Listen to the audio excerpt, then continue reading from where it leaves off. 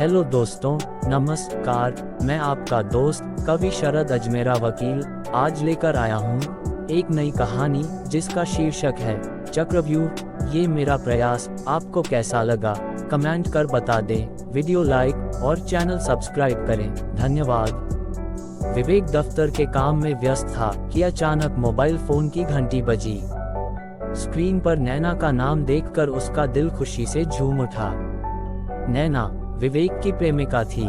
उसने फोन उठाते ही हल्की मुस्कान के साथ हेलो कहा। दूसरी ओर से नैना की आवाज आई, तुमसे मिले बिना अब रहा नहीं जा रहा, जल्दी घर आ जाओ, तुम्हारा पति घर पर नहीं है क्या? विवेक ने फुसफुसाते हुए पूछा। नहीं, वह अपने रिश्तेदार के घर आसनसोल गया है, रात 10 बजे से पहले वापस नहीं आएगा, इसीलिए तो तुम्हें बुला रही हूँ। आज हमारे पास अच्छा मौका है, जल्दी आ जाओ, मैं 4 बजे तक जरूर आ जाऊंगा। जिस तरह तुम हर पल मेरे प्यार के लिए बेचैन रहती हो, मैं भी तुम्हारे लिए हर पल तड़पता हूँ। वे दोनों कुछ देर तक बातें करते रहे। विवेक ने फोन काटकर जल्दी से अपना काम निपटाया और शाम 4 बजे के करीब ऑफिस से निकल गया। विवेक के ऑफिस से निकलते ही उसके दिल में अजीब सी बेचैनी थी। उसने घड़ी देखी, शाम के 4:10 हो रहे थे। नैना से मिलने की जल्दी में उसने टैक्सी ली और जल्दी जल्दी नैना के फ्लैट की ओर बढ़ चला। विवेक की जिंदगी में नैना एक ऐसा शख्स थी जिससे वह हर बंधन को भूलकर एक नई दुनिया में खो जाता था। विवेक शादीशुदा था, लेकिन उसकी शादीशुदा जिंदगी खुशहाल नहीं थी। उसकी पत्नी सुमिता एक घरेलू महिला थी जो दिन रात घर और बेटी की जिम्मेदारियों में उलझी रहती थी। विवेक को उसके साथ कभी वह सुकून और रोमांच नहीं मिला जो नैना के साथ समय बिताने में महसूस होता था। जब वह नैना के फ्लैट के पास पहुंचा तो उसका दिल जोरों से धड़कने लगा। उसने गहरी सांस ली और दरवाजे की घंटी बजाई। दरवाजा जैसे ही खुला, सामने नैना खड़ी थी, हल्के गुलाबी रंग की साड़ी में, आंखों में गहरी चाहत लिए। इतनी देर लगा दी, उसने शिकायत भरे अंदाज में कहा। ट्रैफिक में फंस गया था, विवेक ने मुस्कुराते हुए कहा और अंदर आ गया। दरवाजा बंद करके नैना ने उसे गले लगा लिया। वह दोनों एक दूसरे में खो गए। जैसे ही विवेक ने नैना के होठों पर हल्का चुंबन लिया, उसकी सांसों में एक अजीब सी गर्मी महसूस हुई। नैना ने उसे धीरे से सोफे की ओर खींचते हुए कहा, तुमसे मिले बिना अब मेरा मन नहीं लगता, तुम्हारे बिना ये घर सूना सूना लगता है। विवेक ने उसके बालों को सहलाते हुए कहा, तुम्हारे बिना मैं भी अधूरा हूँ। जब जब तुम्हारे साथ होता हूँ, लगता है कि सारी दुनिया से दूर कहीं और हूँ। जब वे दोनों एक दूसरे के करीब होने लगे, तभी दरवाजे पर जोर की दस्तक हुई। दोनों चौंक गए। कौन हो सकता है? विवेक ने परेशान होते हुए पूछा। नैना भी घबरा गई। उसने जल्दी से कपड़े ठीक किए और दरवाजे की ओर गई। दरवाजा खोलते ही सामने उसका पति अशोक खड़ा था। अशोक का चेहरा गुस्से से तमतमा रहा था। ये सब क्या हो रहा है? अशोक की आवाज तेज और गुस्से से भरी हुई थी। नैना एकदम से डर गई। विवेक ने भी घबराहट में इधर उधर देखा। उसने सोचा कि काश वह भाग सकता, मगर अब देर हो चुकी थी। अशोक ने अंदर आते ही दोनों को घूरते हुए कहा, तो ये सब कर रही हो मेरे पीठ पीछे? तुम तो कहती थी कि मुझसे ज्यादा प्यार किसी से नहीं कर सकती, अब क्या हो गया? नैना की आंखों से आंसू बहने लगे। उसने अशोक के पैर पकड़ते हुए कहा, मुझे माफ कर दो, यह आखिरी गलती है, अब कभी नहीं होगा। माफी? तुम दोनों को माफी चाहिए। तुम्हारी यह करतूत पूरे मोहल्ले को दिखाने लायक है। तुम सोच भी नहीं सकते कि मैं तुम दोनों के साथ क्या कर सकता हूँ, अशोक ने गुस्से से कहा। विवेक ने भी घुटनों के बल बैठते हुए कहा, प्लीज हमें माफ कर दो। मेरी पत्नी को इस बारे में पता चल गया तो मेरा घर उजड़ जाएगा। मैं तुम्हारे सामने कसम खाता हूँ कि अब कभी नैना से नहीं मिलूंगा। अशोक ने विवेक की बात अनसुनी कर दी और कहा, माफी चाहिए तो 3 लाख रुपए देने होंगे, वरना सबको बता दूंगा। विवेक के चेहरे का रंग उड़ गया। 3 लाख रुपए? मेरे पास इतने पैसे नहीं हैं। मैं एक साधारण नौकरी करता हूँ, इतनी बड़ी रकम कहाँ से लाऊंगा? मुझे इससे कोई फर्क नहीं पड़ता, अशोक ने कठोर स्वर में कहा। अगर तुम्हें अपनी इज्जत बचानी है तो पैसे देने ही होंगे। मैं तुम्हें सिर्फ 1 महीने का समय देता हूँ। विवेक ने मजबूरी में सिर झुका लिया। उसने 1 महीने का वक्त मांगा और अशोक की मांग मान ली। अशोक ने दोनों की कुछ तस्वीरें खींची और धमकी दी कि अगर पैसे नहीं मिले तो वह सबको ये तस्वीरें दिखा देगा। शाम को 7 बजे जब विवेक अपने घर पहुंचा तो बहुत परेशान था। उसकी पत्नी सुमिता ने दरवाजा खोला और मुस्कुराते हुए पूछा, आज जल्दी आ गए, क्या बात है? बस थोड़ा काम जल्दी खत्म हो गया, विवेक ने अनमने ढंग से जवाब दिया। सुमिता ने खाना परोसते हुए कहा, आज मैंने तुम्हारी पसंद की दाल और भिंडी बनाई है। बेटी भी तुम्हारा इंतजार कर रही थी। विवेक की 6 साल की बेटी दौड़ते हुए उसके पास आई और बोली, पापा आप मुझे आज कहानी सुनाएंगे। उस मासूम चेहरे को देखकर विवेक का दिल भर आया। उसने सोचा, अगर मेरी गलती का सच सामने आ गया तो मेरी बेटी मुझसे नफरत करेगी। विवेक रात भर सो नहीं सका। वह लगातार यही सोचता रहा कि वह 3 लाख रुपए कहां से लाएगा। उसकी तनख्वाह इतनी नहीं थी कि वह इतनी बड़ी रकम जुटा सके। अगर उसने पैसों का इंतजाम नहीं किया तो अशोक सबके सामने उसकी पोल खोल देगा और उसकी जिंदगी बर्बाद हो जाएगी। रात का एक एक पल विवेक के लिए भारी था। उसकी आंखों के सामने बार बार अशोक का चेहरा और उसकी धमकी गूंज रही थी। 3 लाख रुपए कहां से लाऊं? ये सवाल उसे बार बार परेशान कर रहा था। उसकी जिंदगी में पहली बार ऐसी स्थिति आई थी जहां उसे इतना बड़ा फैसला लेना था। अगले दिन सुबह विवेक जल्दी उठ गया। वह चुपचाप बिस्तर से उठा ताकि सुमिता को उसकी परेशानी का अंदाजा न हो। हाथ मुंह धोकर वह बालकनी में बैठ गया और सोचने लगा, पैसों का इंतजाम कैसे हो। वह जानता था कि दोस्त और रिश्तेदारों से इतनी बड़ी रकम उधार लेना आसान नहीं होगा। अगर उसने किसी को अपनी परेशानी बताई तो लोग सवाल पूछेंगे, उसकी इज्जत मिट्टी में मिल जाएगी। तभी सुमिता की आवाज आई, विवेक तुम इतनी सुबह उठ गए, कुछ परेशान हो क्या? विवेक चौंक गया मगर खुद को संभालते हुए बोला, नहीं बस यूं ही नींद जल्दी खुल गई। सुमिता ने उसकी ओर गहरी नजरों से देखा मगर कुछ नहीं कहा। वह जानती थी कि विवेक कभी कभी ऑफिस के काम को लेकर परेशान रहता है, इसलिए उसने ज्यादा पूछताछ नहीं की और किचन में चली गई। ऑफिस पहुंचकर भी विवेक का मन काम में नहीं लग रहा था। उसकी नजरें बार बार घड़ी पर जा रही थी। दोपहर के समय उसने अपने पुराने दोस्त राजीव को फोन किया। राजीव उसका कॉलेज का दोस्त था और एक बिजनेस करता था। वह जानता था कि अगर किसी से इतनी बड़ी रकम उधार ली जा सकती है तो वह सिर्फ राजीव ही हो सकता है। हेलो राजीव, मैं विवेक बोल रहा हूँ। अरे विवेक भाई, इतने दिनों बाद कैसे याद किया?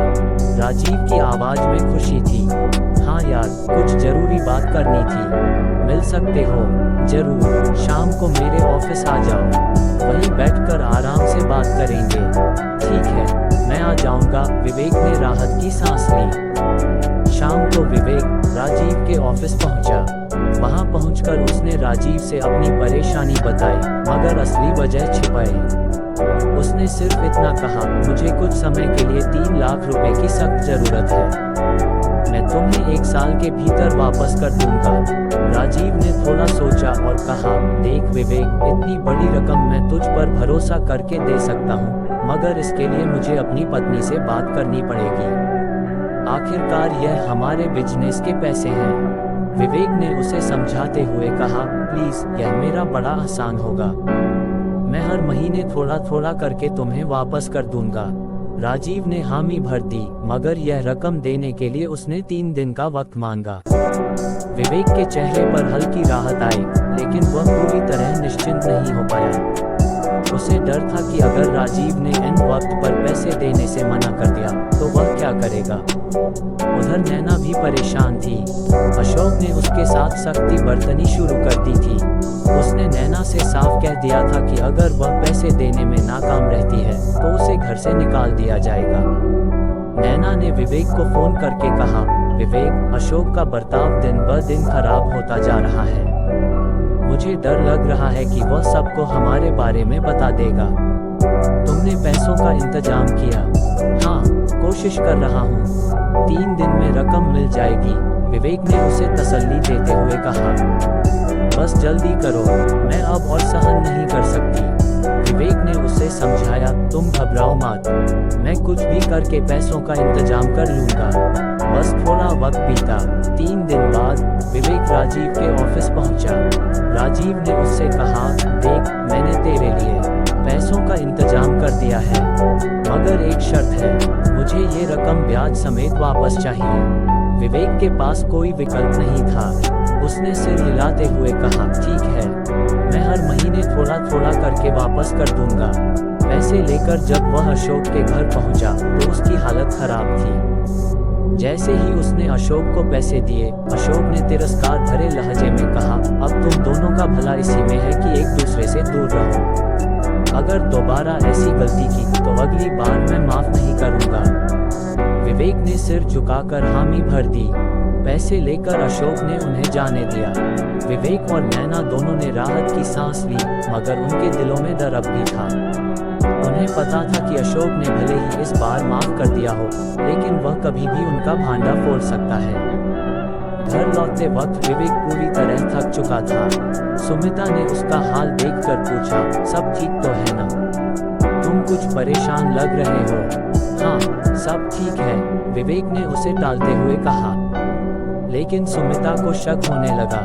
उसने मन में ठान लिया कि वह जल्द ही विवेक की इस बदली हुई हालत का कारण पता लगाएगी। शाम का समय था। विवेक घर लौटा तो उसका चेहरा बुझा बुझा सा था। सुमिता ने खाने की थाली लगाई, मगर उसकी नजरें लगातार विवेक के चेहरे पर टिकी थी। तुम कुछ दिनों से बहुत बदले बदले से लग रहे हो। कोई बात है जो तुम मुझसे छिपा रहे हो? सुमिता ने सीधे सवाल कर दिया। नहीं, ऐसी कोई बात नहीं, विवेक ने जैसे तैसे जवाब दिया। मगर सुमिता को संतोष नहीं हुआ। उसने मन ही मन ठान लिया कि वह इस बात की तह तक जरूर जाएगी।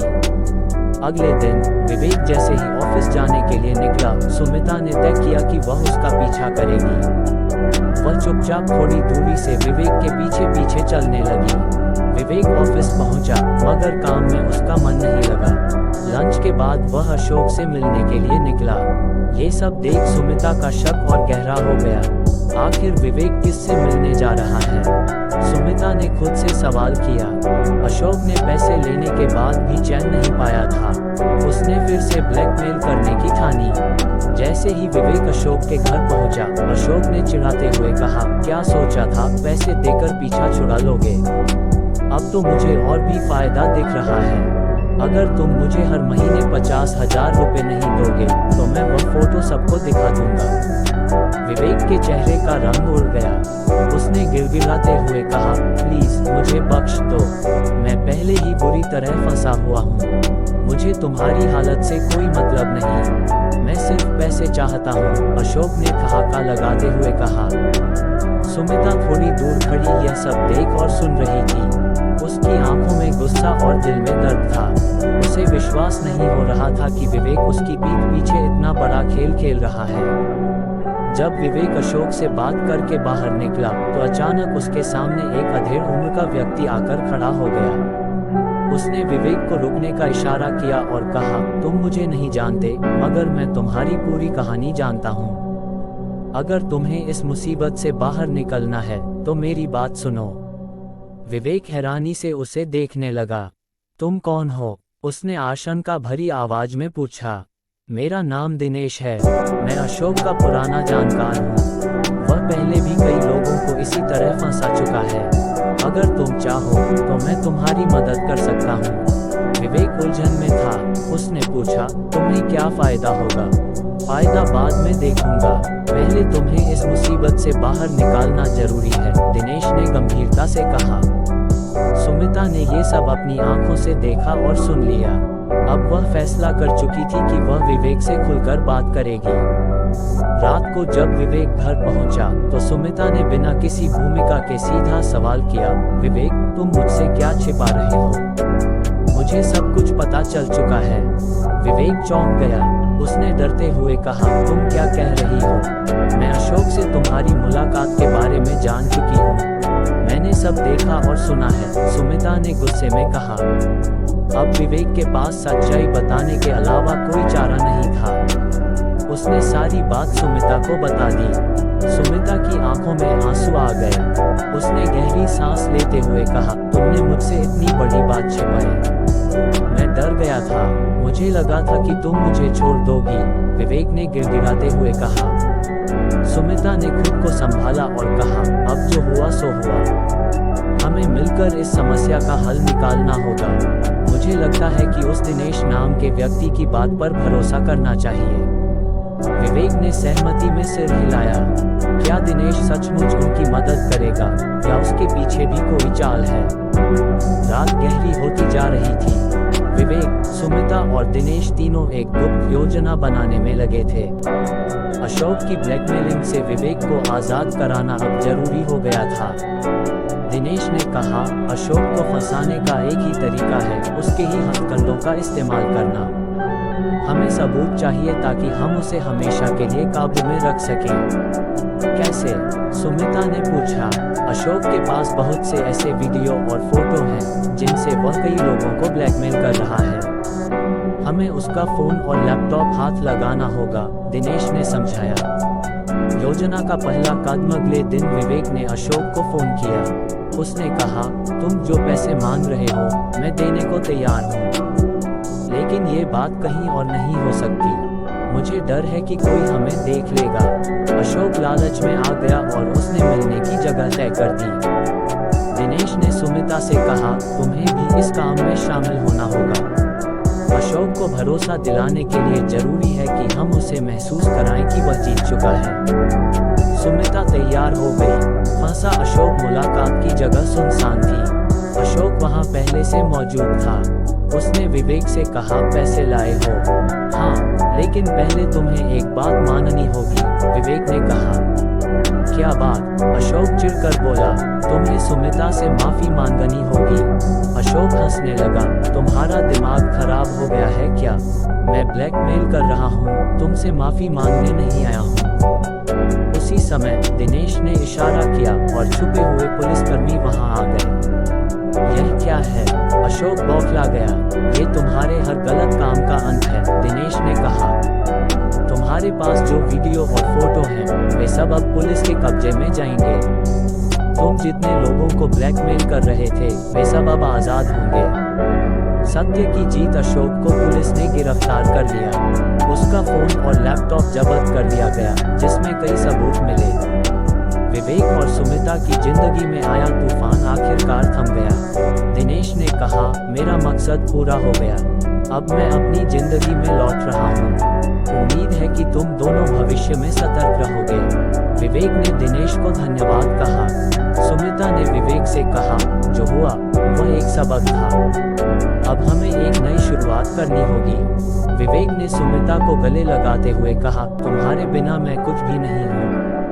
अब मैं कभी भी तुम्हारे विश्वास को तोड़ने की गलती नहीं करूँगा। समाप्त। इस प्रकार विवेक और सुमिता की जिंदगी में फिर से खुशी लौट आई।